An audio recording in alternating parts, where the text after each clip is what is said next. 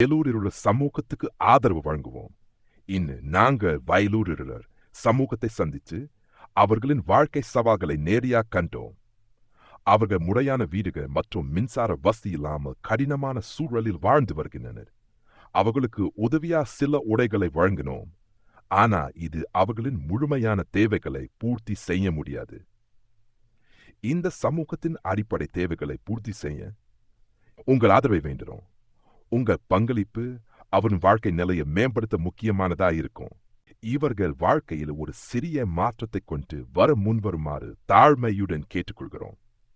நீங்கள் வழங்கும் உதவி பணமாகவோ உணவாகவோ பொருளாகவோ அல்லது நேரம் ஒதுக்குவதன் மூலம் சமூக வளர்ச்சிக்காக ஒரு உறுதியான அடிக்கலாயிருக்கும்.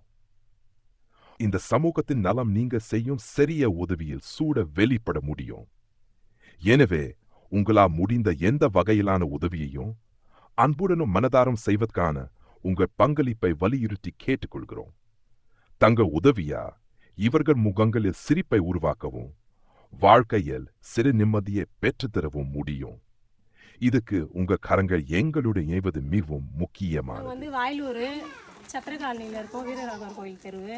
நாங்கள் பழங்குடியினர் மக்கள் தான். எல்லூர் சமூகத்தில் சேர்ந்தவங்க. நாங்கள் இங்கே 24 குடும்பம் இருக்கோம்.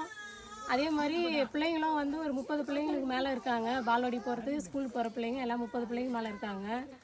எங்களுக்கு இங்கே என்னன்னா மெயினே வெளிச்சம் இல்லை. எங்களுக்கு கரண்ட் இல்லாமல் கஷ்டம் தான். எங்களுக்கு ரொம்ப பெரிய கஷ்டமாக இங்கே கரண்ட் எல்லாம் கொடுக்க முடியாது அப்படின்னு சொல்கிறாங்க. சரி அப்படியும் பண்ண முடியலன்னா இந்த சூரிய ஒளி லைட்டுன்னு சொல்கிறாங்க. அதையாச்சும் கொஞ்சம் ஏற்பாடு பண்ணி கொடுங்கன்னு கேட்டிருக்கிறோம். ஒரு சிலர் தரேன்றாங்க.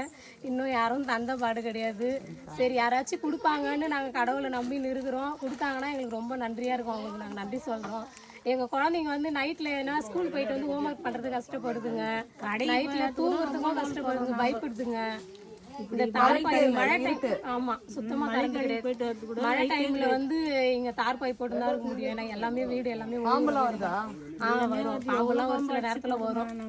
அது எப்போ வரும் போகும்னு சொல்ல முடியாது. எங்க பார்வையில பட்டா நாங்க அடிச்சு தூக்கி போடுவோம். இல்லைன்னா அது வரத்துக்கு போறது அவ்வளவுதான்.